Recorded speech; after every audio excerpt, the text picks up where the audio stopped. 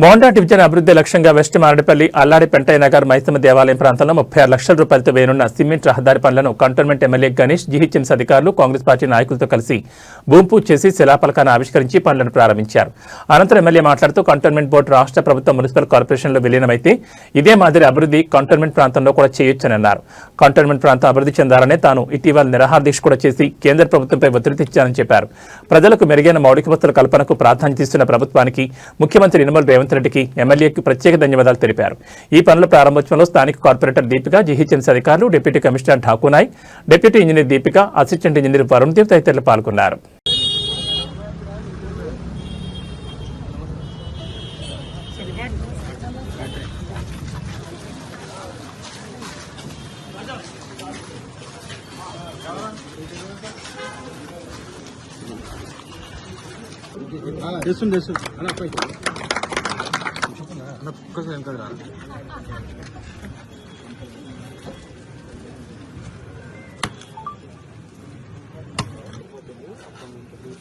Ready sir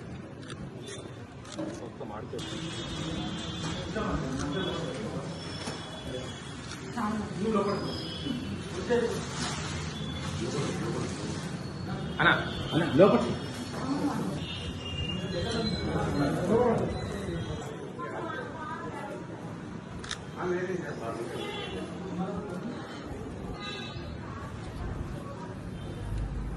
వస్తున్నా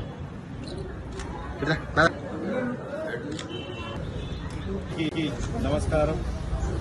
ఈరోజు GHMC funds ద్వారా 36 లక్షల రూపాయలతోటి సీసీ రోడ్లు ఈ అల్లాడి పెంటయ్య నగర్ మోండా డివిజన్లో పనులు ప్రారంభించడం జరిగింది. ఎన్నో సంవత్సరాల నుంచి ఇప్పుడు బస్తీవాసులు కూడా చెప్తున్నారు, ఇక్కడ ఈ రోడ్డు సమస్యలు ఏదైతే సమస్యలు ఉన్నాయో ఆ సమస్యలన్నీ ఈరోజు పరిష్కరించడం చాలా సంతోషం వ్యక్తం చేసింది. ఏ విధంగా అయితే కంటోన్మెంట్ బోర్డుని జిహెచ్ఎంసీలో విలీనం చేసి డెవలప్మెంట్ అవుతుందని చెప్తున్నాను, అదే మాదిరిగా ఈరోజు కూడా ఇక్కడ కార్పొరేషన్ నిధులతో డెవలప్మెంట్ అవుతుంది. ఎమ్మెల్యే ఫండ్స్ తోటి కాకుండా కార్పొరేషన్ నిధులు. అదే కాకుండా జిహెచ్ఎంసీ కార్పొరేషన్ కూడా ప్రతి కార్పొరేటర్కి ₹1 నిధులు కూడా ఇవ్వడం అయింది. అంటే వారు కార్పొరేటర్ కూడా ₹1 ఇచ్చి కూడా డెవలప్మెంట్ ఈ మోండా డివిజన్ వరకు. ఇదే మాదిరిగా డబ్బులు వస్తే కంటోన్మెంట్ బోర్డు లిమిట్స్ కావాలి కూడా డెవలప్మెంట్ అవుతుంది. కాబట్టి మెర్జర్ అయితే బాగుంటుందని నిరాహార దీక్ష చేయడం, పబ్లిక్ కూడా కోరుకోవడం.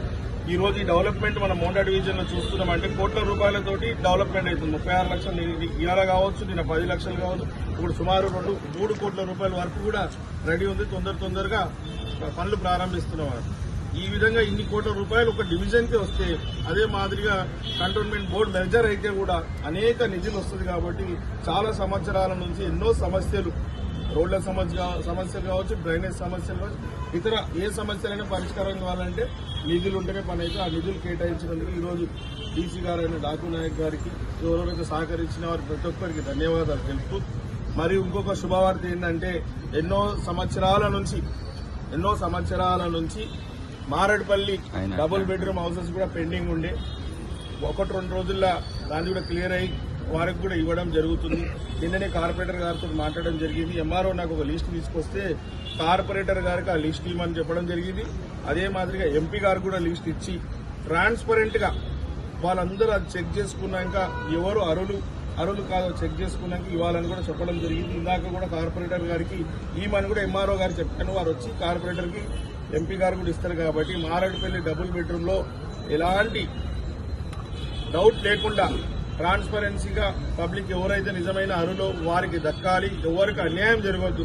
ఎందుకంటే కార్పొరేటర్ అంటే వారు కూడా 5 సంవత్సరాల నుంచి ఇక్కడ ఉన్నారు. కాబట్టి ఎవరు స్థానికులు కాదు, ఎవరు నిజమైన అరులు వారికి కూడా ఐడియా ఉంటుంది. కాబట్టి వారి మీద డిపెండ్ అయింది. వారు ఇప్పుడు రిపోర్ట్ ఇస్తే ఆల్రెడీ వారు చూసినట్టే కూడా నా దగ్గర వచ్చిన రిపోర్ట్ వాళ్ళిద్దరు కూడా ఇవ్వమని చెప్పాను. వాళ్ళిద్దరు ఇచ్చినాక తొందరగానే అయినంత వారికి వీలైతే వారి టర్మ్ ఉన్న 10వ తారీఖులో బట్టి ఇవ్వాలనుకుంటున్నాం. కాబట్టి మారేడుపల్లి డబుల్ బెడ్రూమ్ కూడా హౌసెస్ అవుతుంది. రానున్న రోజుల్లో ఇంకో కూడా సమస్యలు కూడా ఏమైతుందో మోండా డివిజన్ లో ఆ రోజు కూడా చెప్పాను, ఈ రోజు కూడా చెప్తాను. మోండా డివిజన్ ని ఆదర్శవంతమైన డివిజన్ గా మార్చడానికి శాయశక్తుల కృషి చేసి అత్యధిక నిధులు తీసుకొచ్చి డెవలప్మెంట్ చేస్తా అని మీ ద్వారా కంటోన్మెంట్ ప్రజలకి మోండా డివిజన్ వాళ్ళకి తెలుపుతున్నాం. చాలా రోడ్లు చాలా ఖచ్చితంగా నిన్ననే హెచ్ఎండబ్ల్యూఎస్ డిపార్ట్మెంట్ వాళ్ళతోటి జిహెచ్ఎంసీ వాళ్ళతో ఇద్దరితో కలిపి సమీక్ష చేసిన మా ఆఫీస్లో. దాని ముఖ్య ఉద్దేశం ఏంటంటే రోడ్లు ఒకరు వేస్తారు, ఈ సేవరేజ్ లైన్ కావచ్చు, డ్రింకింగ్ లైన్ వేసేది హెచ్ఎండబ్ల్యూఎస్ డిపార్ట్మెంట్ కాబట్టి రెండు డిపార్ట్మెంట్ కోఆర్డినేషన్ అయితే డెవలప్మెంట్ అవుతుంది. నేను కూడా ఈసారి అసెంబ్లీలో కూడా ఒక విషయం మాట్లాడాలనుకుంటున్నా. ఆ విషయం ఏంటంటే అనేక సంవత్సరాల నుంచి ఇదే మాదిరిగా ఉంది. రోడ్లు ఒకరు వేయాలి, మోరీ లైన్ ఒకరు తీయాలి, నల్ల లైన్ తీసినాక రోడ్ వేసినాక తవ్వుతారు. ఆ రోడ్ అంతా ఖరాబ్ అవుతుంది. కాబట్టి అట్లా ఎవరైనా చేస్తే ఖచ్చితంగా పూర్తి బాధ్యతలు, పూర్తి నష్టము కన్సర్న్ ఆఫీసరే తీసుకోవాలని కూడా అసెంబ్లీలో మాట్లాడి ఒక చట్టం తీసుకొస్తాడు చూస్తున్నా. నా వంతుగా ఒక ఎమ్మెల్యేగా నా బాధ్యత కాబట్టి ఎక్కడ చూసినా లోకల్గా నేను చూసినప్పుడు రోడ్లు వేసుకొని వెళ్ళిపోతారు, తర్వాత ఎవరో పైప్ లైన్ తవ్వుతారు. కాబట్టి రోడ్లు అన్ని ఖరాబ్ అవుతుంది, ప్రజాధనం దుర్వినియోగం అవుతుంది. కాబట్టి అట్లా కాకుండా ఉండాలంటే పైప్ లైన్ వేస్తే అప్పుడే రోడ్ వేసుకోవాలి. రోడ్ వేసే ముందు పైప్ లైన్ పనులు కూడా ముందు చూసుకున్నాక కోఆర్డినేషన్ అయినా చూడాలని చెప్తూ అది కూడా పనులు ఏదైతే పెండింగ్లు ఉందో, ఏదైతే అవసరం ఉందో, సమస్యలు ఉన్న ప్రతిదీ పరిష్కరిస్తారు. రానున్న 2 నెలలనే నిన్ననే మీటింగ్ అయింది కాబట్టి అత్యధిక నిధులు తీసుకొచ్చి కూడా డెవలప్మెంట్ చేస్తారని